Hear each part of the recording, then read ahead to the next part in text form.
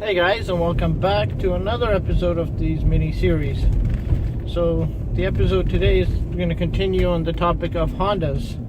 So as in the episode yesterday, I talked about my 94 Civic and the 2000 Honda Accord, and how, well, I haven't been very lucky with them. So today we'll continue with the third Honda that I bought, and I bought this Honda actually unplanned. There was a friend of a friend who had a car. They wanted to get rid of it. They weren't sure what to do. So before posting it online into classifieds, they contacted me and they said, would you like to buy this my old Honda Accord? And it was a 98 Honda Accord. So it was a 98 Honda Accord that I bought in 2011. So the car was 13 years old.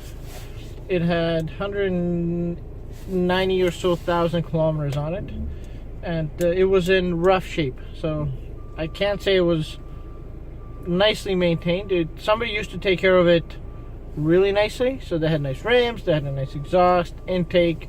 They did a whole bunch of mods. They lowered it, so it was like one of those, I want to say, racer cars, because it wasn't a tuner. There was nothing tuned about it.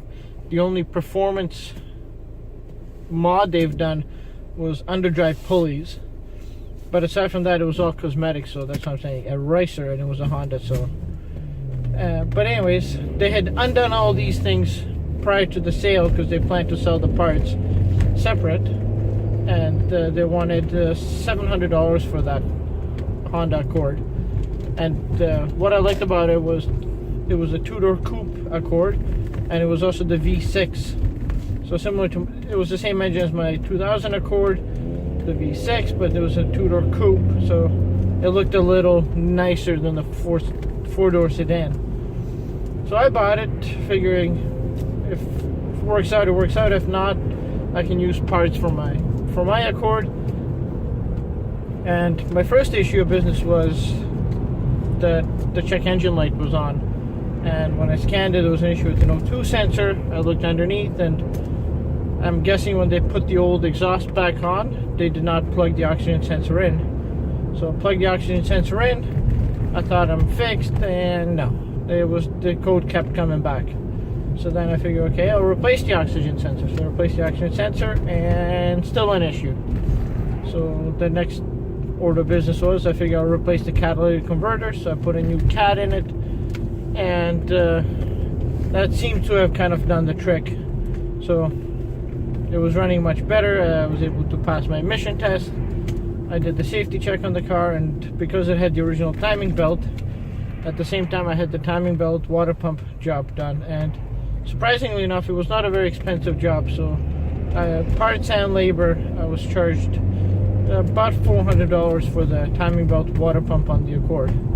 And I thought I had a nice car, and this I had bought it in April or May, and everything was all well, and I drove it, and the car drove okay.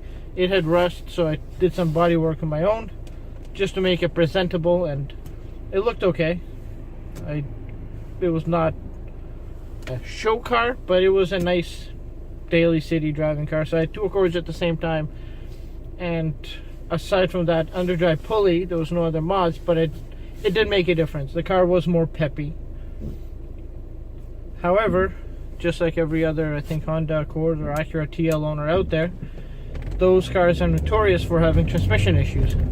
So as soon as the weather started getting cooler, until the transmission oil warmed up, especially between second to third gear, it was, well, you felt it shift in your back. And normally you're not supposed to feel a transmission shift in your back, and I'm talking like it felt like somebody kicked you in the back every time it would shift, and that was even if it would shift at like 2500 RPM. So it was not like I was racing and it would shift hard. It was, you're gingerly driving, and every time it shifts you feel the bangs. So I figured I probably don't want to deal with this. So I posted it and online for sale, and because of the work I'd done in the car, I had bought it. So like I said, it was, I think my purchase price was like $600 because of the whole emission thing, and I put some money in, but at the end of the day I was able to sell that car for $3,000. So I did make a nice profit on that car.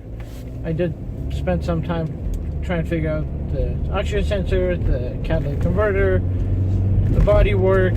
So it was not like it was all free profit, but it was still a profit at the end of the day. And I did drive it and it was okay. The air conditioning was nice.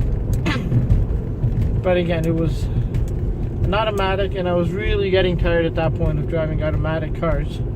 So after that Accord is when I started looking back to get a standard.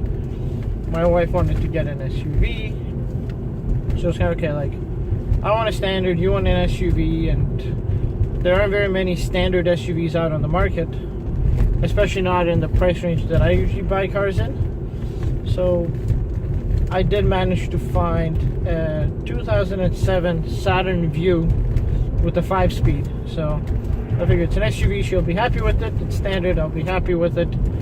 So we'll give it a shot. It was low price. The car had 100,000 kilometers on it, so relatively low mileage. And we ended up purchasing that for $5,000. So I'll talk more about that Saturn in tomorrow's video. But that was my story with Hondas.